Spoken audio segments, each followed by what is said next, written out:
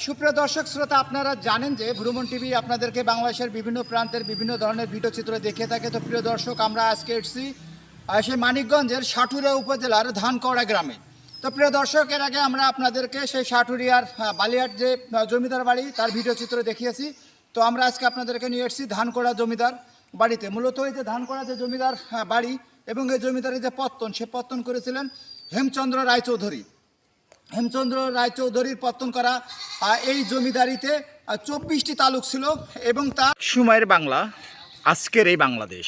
আর এই বাংলার পথে প্রান্তে ছড়িয়ে আছে বিভিন্ন ধরনের প্রত্নতাত্ত্বিক নিদর্শন।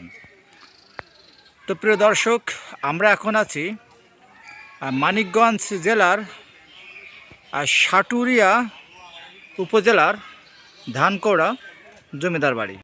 এক সময়ের জাঁকজমকপূর্ণ যে জমিদার বাড়ি, সেই জমিদার বাড়িটি আপনারা দেখতে পাচ্ছেন যে আজকে ধ্বংসের দ্বার প্রান্তে পৌঁছে গেছে। তো আমরা আপনাদেরকে যে স্থাপনাটাই দেখাচ্ছি, এটি আসলে মূলত এই যে জমিদার বাড়ির যে প্রাচীর, মূলত সেই প্রাচীরের সৌন্দর্যবর্ধক একটি ভবন আপনারা দেখতে পাচ্ছেন।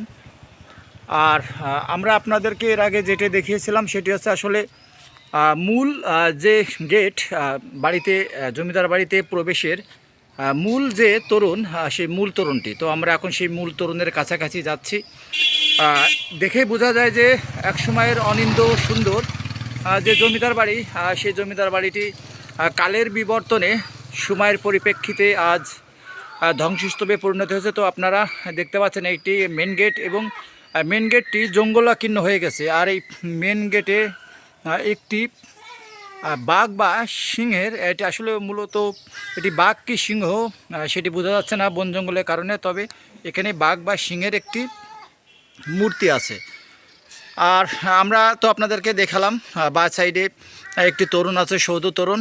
আর আমরা আপনাদেরকে মেন গেটটি দেখিয়েছি, এবং আমরা আপনাদেরকে সীমানা প্রাচীরের ডান সাইডে যে তরুণটি আছে সেই তরুণের কাছাকাছি নিয়ে যাচ্ছি। অনিন্দ্য সুন্দর স্থাপত্য শৈলীর আপনারা দেখতে পাচ্ছেন যে ধানকড়া যে জমিদার বাড়ি, সেই ধানকড়া জমিদার বাড়ির তরুণ।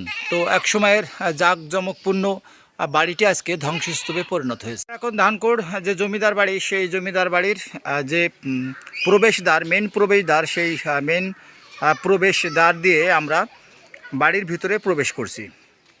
ধানকড়া